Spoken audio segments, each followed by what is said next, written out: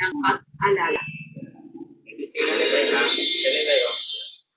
Hinikayat ni Bicol Saro Party List Representative Terry Ridon ang mga kapwa kongresista na idinadawit ng tinaguriang Maleta Boys na papanagutin ang mga nasa likod ng kanilang affidavit. Kasunod ito ng pagbawi ng salaysay ni Orly Putesa, dating aide ni Saldi Cook sa mga binitiwan nitong aligasyon laban sa dating House Speaker. At later First District Representative Martin Romualdez, kaugnay ng manager sa Maalmayang Flood Control Project. Ilang member ng House Constitution Act ang tinatawag ng igutan rating sa mga natanggap ng salapi mula sa pilihan at igutan sa mga proyekto ng pamahalaan. Buhay ko lahat ng mga pinawit ko sa affidavit. Ay, sa mga letter ko sa affidavit. Yung mga pinalagan ko mga malaya. Malaya. At may barya. Parang ulit ko yung hindi ko mga marine soldiers. Kundi yung mga politiko supposedly involved sa bagay. And I would recommend my colleagues in the House to do so. Kasi, sabihin, mag-upo talaga natin yung kwento sa bagay na it's not just former Marines, Maleta Boys, who were involved in this matter, but actual political operatives sa ginasyo para dito sa bagay. Inuniksa ni House Deputy Minority Leader at actually First Party List Representative Antonio Tino ang nasa 4.55 billion pesos na halaga ng confidential at intelligence funds o CIFs na nakalaan para sa tanggapan ni Pangulong Bongbong Marcos sa taong 2027. 2.25 billion pesos ang para sa confidential funds at 2.30 billion pesos naman ang intelligence funds. 42% ito sa kabuang panukalang CIFs ng buong gobyerno. Tanong ni Representative Pino, bakit halos kalahati ng buong confidential at intelligence funds ng buong bansa nasa kamay ng Office of the President? Alinsunod pa ito sa transparency at good governance? Dagdag pa nito, kung ang 612.5 million pesos na halaga ng confidential funds si Vice President Sara Duterte ay iniimbestigahan sa impeachment trial, paano pa ang 4.55 billion pesos na pumapasok sa Office of the President sa taon na walang sapat na transparency? Muling panawagan ng makabayan lawmaker, abolish ang confidential and intelligence funds. Ibablock na ng ilang telecommunication companies ang mga websites na nag-host o nag-streaming ng mga maril sa eskwelahan at iba pang mararahas na content. Sa pahayag na inilabas sa kahapon ng pamunuan ng Globe, Smart at PLDT, sinabi ng mga ito na ibablock na nila ang mga ganitong website at binigyang diin ang kanilang responsibilidad na panatilihin ang ligtas para sa lahat, lalo na sa mga kabataan ang online environment. Ayon sa isang telco, aabot sa nasa 100 websites ang kanilang natatakdang iblock na nag-host o nag-stream ng school shootings at ibang violenteng content. Naglabas ng memorandum ang Department of Education na naglalaman ng mga detalye ng gaganaping nationwide simultaneous savings drill for active attacks sa darating na August 25. Ayon sa DepEd, magsisimula ito ng alas 9 ng umaga sa lahat ng public at private schools ng elementary at high school level. Ayon ang tambang na gawing handa ang mga estudyante at ang bahagi sa mga suling pag-aakit sa loob ng mga eskwelahan. Dito ito at sasanayin ang lahat ng mga dapat gawin sa kanipagkaroon ng pagmaril at pagkakaroon ito sa loob ng isang paaralan. Ngayong taon, ilang insidente na nagarasan sa loob ng paaralan ang nagila sa bansa. Nakaraniwang pinasasabutan ng mga estudyante. Matapos sa ilang insidente ng darasan sa loob ng mga eskwelahan, malaki na ang nangyaring pagmaril sa loob ng pagmaril sa mga University of August 18. Na ilang mga paaralan sa tao at social services ang magamit ng transparent o sa mga estudyante. Ayon po ng matwa, dumadala ng mga sa loob ng layo nito matwa sa mga pagmaril sa kamay mga bata at ang hindi masyadong bukas. Inaasahan ni Police General Semedo ng Castilla ang mga kumain na palalahan ng mga pulis sa mga pagmaril dahil nakakapagod unang mahal ng General na Castilla dapat sa lugar na nagamaabot ang mga kailang pambaril sa mga aralan na pinasasabutan ng mga baril na inisyo sa mga tauhan ng bayan. Ayon sa PNP, kailangan makapagod ang mga gun owner sa masukulitan ng kanilang baril dahil sa pagkakaya lamang ay maaaring sa wala ang buhay. Pero niya Para ba? mas ating Ano? pinaglagon, patuloy na Ah, makakapit sinabi sa matibagi Ano? ng monsoon ang Southwest Monsoon o habagat sa susunod na 24 na oras. Ayon sa kasada sa habagat, Ready na? ay patuloy Ready na na? pagkakaroon ng mga ulat ng kalandahan na may kalak-kalak na pagulan at thunderstorm ang Ilocos region, Cordillera Administrative Region, Batanes, Cagayan, Zambales, Bataan, Tarlac at Pampanga. Maglumi na panulungin na may isolated rain showers at thunderstorms ang makakaranasan ng Bulacan. Dalawang bahagi ng bayan at Luzon, sina ang Metro Manila, Alak, huli ng Ilocos, at Pag-asa ang Baguio Satin, nasa Pacific Area of Responsibility. Pagkasuli update sa Pag-asa. Muli itong namataan sa layo 2,630 kilometers. Sila ng Northern Luzon. Ayon sa Pag-asa, inaasahan sa Lunes ay papasok ng bar ang bagyo at kapangalangan ng Bagyong Owen. Inaasahan din ang lalasin nito ang habagat dahil manasahang muli ang mga pagulan sa malaking bahagi ng Luzon sa susunod na linggo. At habang isa pang bagyo ang binabanayani sa Basta-Bar na nasa layo ng 220 kilometers. Silangan ng Northeastern Mindanao. Ayon sa Pag-asa sa ngayon ay hindi nila inaalis ang susunod na ito ay pumasok sa bansa. Dahil ito patuloy ang palaala ng Pag-asa sa ating mga kabayan na palaging mag-monitor upang maging updated sa kalagayan ng panahon. Inaspori ang October na air season. Ang posibleng epekto ng mga lupa ang kasabihan ng activities sa bakulit ay kaya sa tingin ang mga lumang luhaan at sa sila ng small-scale mine area sa paligid ng kalsada. Inarasan sa air season ang mga engineer at geologists alamin kung nakapagpahina ba sa mga sulok ang mga mining activity at ayon sa ilalim ng Bennett Road. Bilang kalihit dapat gunan ang bukod ng landslide sa halip o napaulit-ulit lamang ng automotive ang mga nasisirang lalo na kung makararas ng hindi kakulan sa lugar. Kabilang sa BP kami monitor ang Black Mountain at Steering Mine na matalagang hindi operational. Ayon sa Mine and Geosciences Bureau, hindi na recognition ayon sa modern mining standards at underground facilities ng dalawang minahan. Yung hindi Secretary Lisa ang pagpalawag ng process sa Bennett Sila pamarakal, para maprotektahan ang mga motorista labas sa bumabagsak na bato at debris. Nagpalaala ang Department of Labor and Employment na ang mga magdalawang manisira sa pagkakulat sa mga kagawad ay nag-issue sa ilalim ng Employees Compensation Program ng Employees Compensation Commission o ECC. Ayon kay ECC Executive Director Attorney Jaime Villa Clases, kasama sa mga benepisyo ng income replacement o pasok ng pagkakasakot para sa mga hindi trabaho medical reimbursement at nagpapalis sa mga community asset pwede ang pagkuhin ng bahay basta may documentation ng incident ang mga kaway ang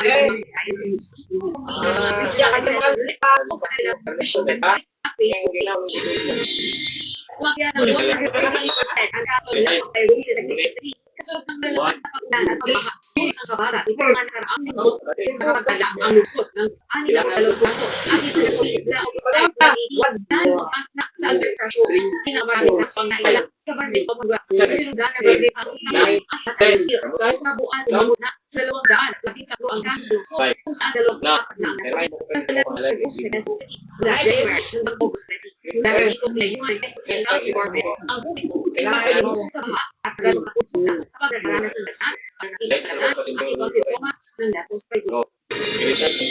Mataas pa rin ang tubig sa maraming lugar sa lawigan ng Pampanga. Ayon sa provincial government, pupusutan sila sa mga Japanese experts upang makapagpatukan ng agarang sosyal sa kinakaharap ng lalawigan na problema sa baha. Ito ang balita ni TV News and Rescue Responder, Dennis Andres.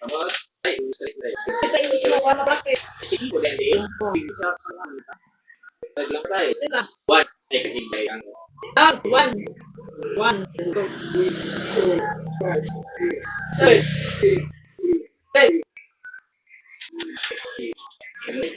Pag-inom mo count tayo.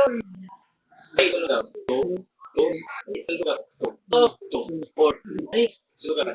Two. Four. 6. 8. 10. 12. 12. 14. 16. 18. 20. Mas masulog ito na. Tulak apat. Tudo. Municipal Disaster Reduction Management o MDRRMO. Sitwasyon sa mga barangay, nalalasan mga magbabamuga at mga komunidad na malapit sa ilog.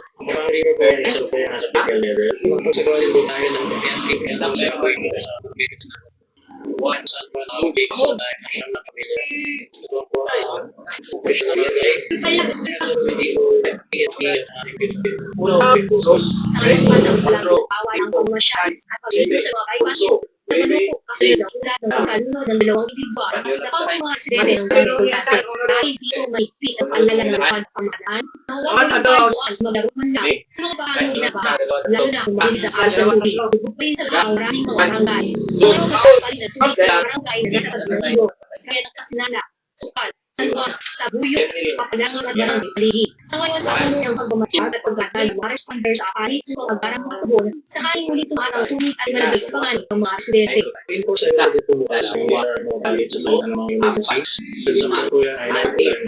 Samantala, nag-isip ng inyong na barangay San Pablo Coco sa bayan naman ng San Simon. Ang nasabing barangay ay isa lamang sa mga dating hindi naman nabaha, pero ang ngayon ay lubog pa rin sa tubig. Kaya ang palit ang San Simon ay isa sa mga bayan na lalo ng pag-apaw ng Pampanga River Basin. Samantala, ayon sa Pampanga River na Pineda, kasalukuyan na sinabi kumukonsulta sa mga Japanese expert para sa posibleng at ang matagalang solusyon sa mga na naranasan sa lamigan. Pinaswerte ka na kasi meron na tayong mga Japanese so at nag-aaral nila yung problema kasi nakita naman nila talaga na yung sitwasyon namin may iba. So, kaya sabi ko, hanapin nila yung Pradoro yung solution. Kasi marami ang ginagawa sa Pradoro yung solution. Malala naman nila. Pero ang programa sa ngayon, for the meantime, magdada para i-guide ko yung mga sa pamamalang. Then si Andres, UNTV, News and Rescue, Diyos sa aming sandigan, serbisyo publiko ang aming pinakahalagahan. Kinabahan sa Bangladesh ng Professional Marcelino Sampales, ang nalubos sa lahat at alawan ang nakikita usap na nagdaang mga ito ng pagkuhan. Agad ang sila sa lugar ng walang palaligan para kasi kung paano matutunan sa mga naawin mga kuwida. Ito ang balikan ni Gwen ng National Resorter na Daniel. Sa lang, Google po. Magtungot ng balas ng Google po dahil sa kalito. Kaya ang madali mo upang personal makita ang kalagayan ng mga sekundar. Partikular na mga kapitulong lahat. Gusto lang yung isang pagkakas. Inasap ko yung problema sa lugar. Kayo, kaya problema sa access road. At mga ipagkakulan ng taon na may lugar ng kalantan. Lalo na ang pagkakatan. At sa may Google at dali, sila ng Marcelino, Mayor Elvis Maria, at Vice Mayor Bimbo Gondora. Maging yung ginagawa ng provincial at municipal school. At Maricel Oki. Mas hindi na bumaya at professional. Yan ang mga resolusyon ang pagpagbuka ng school. Gusto na rin ang makapon ng ito. Basta kami, lumakas na naman. Ayon sa gobernador, kailangan mo ng pag-alamay ang mga pagkakayo ng mga sakura kung sa ito ay ita at pagpapakisyon na kulila at mga sira ng mga lagay. Marami ang infeksyon. Ang solusyon ay posibleng gawin ang pagpapakasabas ng mga lagay. Ang uliyak sa kayo para sa mga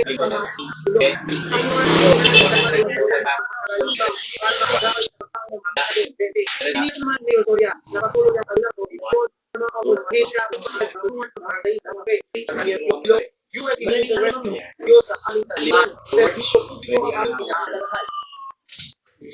Nagsagawa ng census at validation ng National Commission on Indigenous People o NCIP sa resido sa Pangkawayan sa barangay Arungate sa Lamasar ng kahapon August 21. Ay NCIP lalo ito na pabuo ng tama at kumpletong tala ng mga miyembro ng Indigenous Social Communities o Indigenous People ang sinasabing maapektuhan ng taxiliga initiative process. Bukod dito, marami ang nasuwang census at validation upang malaman ang kapal ng kalagayan, pangailangan at mga usapin na dapat malunan. Marapos ang sinuwang census na ipagpupunahan ng NCIP sa Business Conversion and Development Authority o BCA upang maipagpapag ang concern ng island community sa lugar.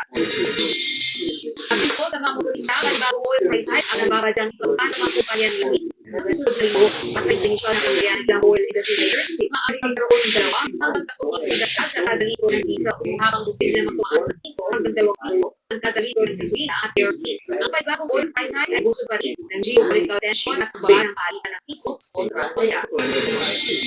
Huling nagpaalala ang Metropolitan Manila Development Authority o MPSO sa mga pregnant message sa usay ng World Contact Apprehension Policy o ENSAP. Ayon sa ahensya, ang FMDA at ang opisyal ng Senate na naglang ENSAP next constitution. Kaya kuwan ang pag-reply sa kasamalig sa ang big-game penalty ang kawikatulalo ay maligperi. Magamit ang kailangan talak pero maaari lang ang ang pasulay ng ENSAP sa defense of the report ang sa hero sa mga mula sa defense officer at sa MPA may pinakakulaan para makita ang World ENSAP ID.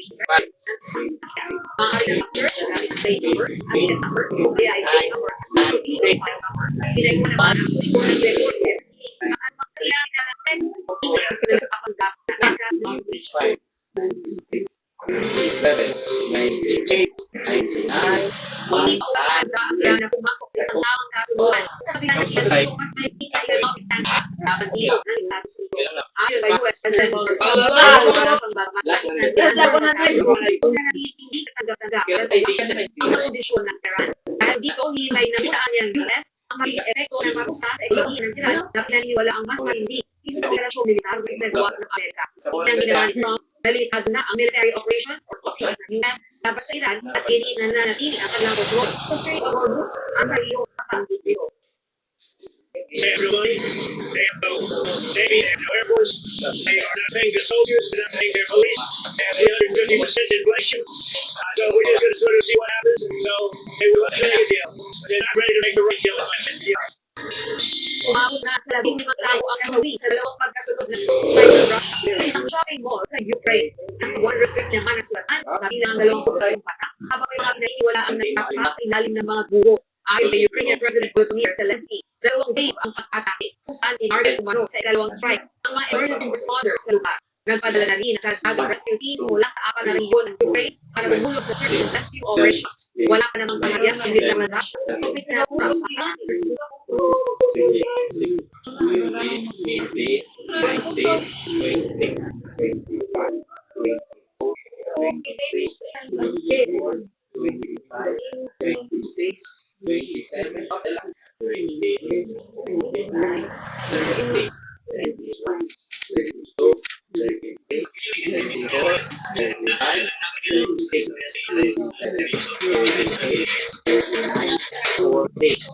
Isa ang maganda ng defending champion EFC Cavaliers para sa kalibang yuto ng UNC Executive Week of 2026. Magsisimula ang bagong award sa bagong season Executive Week of September 6. Malayo pa rin makapagbigay ng tulong sa mga nangailangan. Ito ang kanina JP.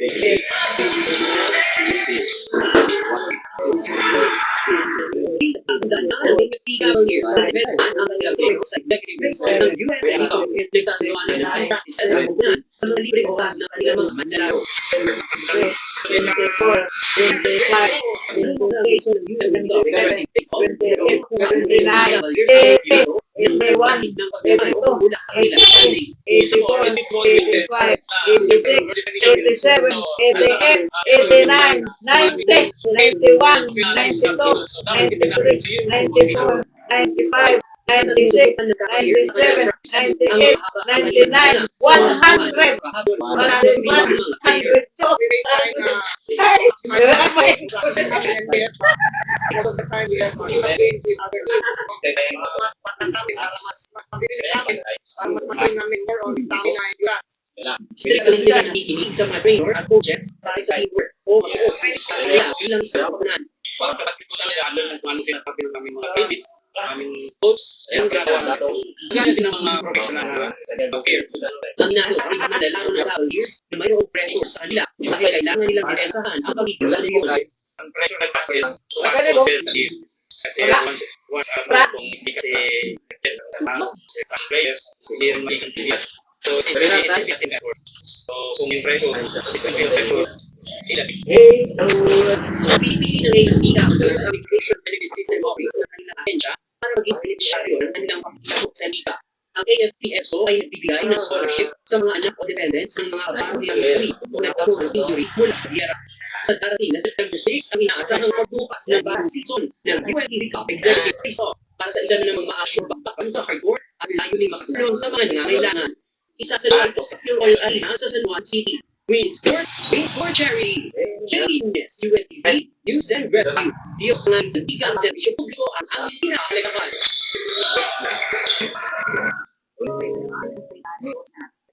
Mula sa ang Herida, 23 sa Damping.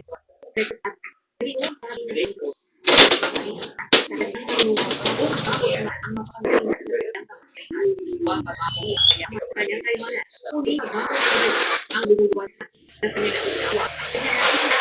Ako ang Panginoon sa tumas sa iba ng katandahong kailan at kailan sa lahat sa kamay ko ay luluwan ko sa yan ang babuan ng ating handa ang araw sa ang ilahan ng buong katandahong ang dami nasa sinas. Sa mga Kuya Daniel, ako si Jose Lito. At dito sa UNTV, ito sa ating sa dito ang ating handa. Sugar ha.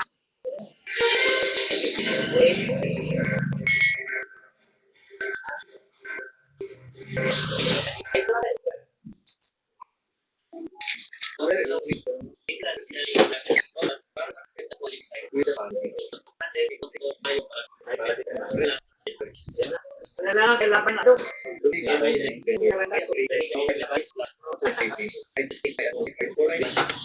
Eh,